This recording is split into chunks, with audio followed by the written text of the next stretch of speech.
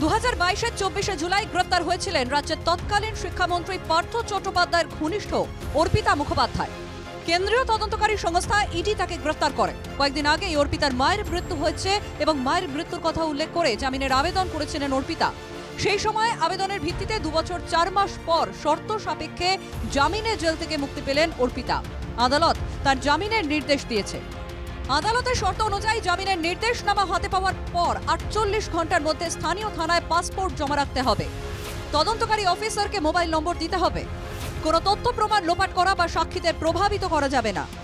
তদন্তে সম্পূর্ণ সহযোগিতা করতে হবে। বাড়ির ঠিকানা পুলিশের কাছে নথিভুক্ত রাখতে হবে। তদন্ত এবং বিচারের স্বার্থে আদালতে যথাসময় হাজিরা দিতে হবে। 2022-এ গ্রেফতারির সঙ্গে সঙ্গে অর্পিতার দুটি ফ্ল্যাটে হানা দিয়েছিল ইডি। উদ্ধার হয়েছিল কোটি কোটি টাকা, গয়না, বিদেশি মুদ্রা। 24শে জুলাই অর্পিতা টালিগঞ্জে ডায়মন্ড সিটির আবাসনে ফ্ল্যাট থেকে উদ্ধার হয় নগদ 21 কোটি 90 লক্ষ টাকা। উদ্ধার হয় প্রচুর বিদেশি মুদ্রা এবং সোনার গয়নাও। 27শে জুলাই বেলঘরিয়ার ক্লাব টাউন হাউস আবাসনে অর্পিতার নামে থাকা দুটি ফ্ল্যাটে তল্লাশি চালায় ইডি। বেলঘরিয়ার সেই ফ্ল্যাট থেকে উদ্ধার হয়েছিল নগদ 27 কোটি 90 লক্ষ টাকা। উদ্ধার হয়েছিল প্রচুর গয়না এবং 7টি দেশের মুদ্রা। অর্পিতার দুটি ফ্ল্যাট থেকে নগদ উদ্ধার করা হয়েছিল 49 কোটি 80 লাখ।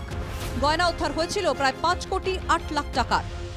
2022-এর 24শে জুলাই থেকে জেলেই ছিল অর্পিতার ঠিকানা। মায়ের মৃত্যুর কারণে দুদিন আগেই প্যারোলে মুক্তি পান তিনি। নতুন করে জামিনের আর্জিও জানান অর্পিতা। সেই আবেদনের প্রেক্ষিতেই ইডির বিশেষ আদালত অর্পিতার জামিন মঞ্জুর করে। 2 বছর 4 মাস বন্দী থাকলেও নিয়োগ দুর্নীতি মামলায় অর্পিতার বিরুদ্ধে চার্জ গঠন করতে পারেনি ইডি। সে কারণে এতদিন অর্পিতার জামিন মামলায় ইডিকে কড়া ভাষায় ভর্ৎসনা করেন বিচারক।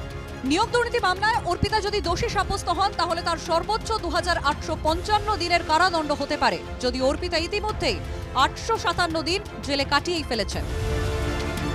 সুদীপ্ত চ্যাটার্জির রিপোর্ট, NKTV বাংলা।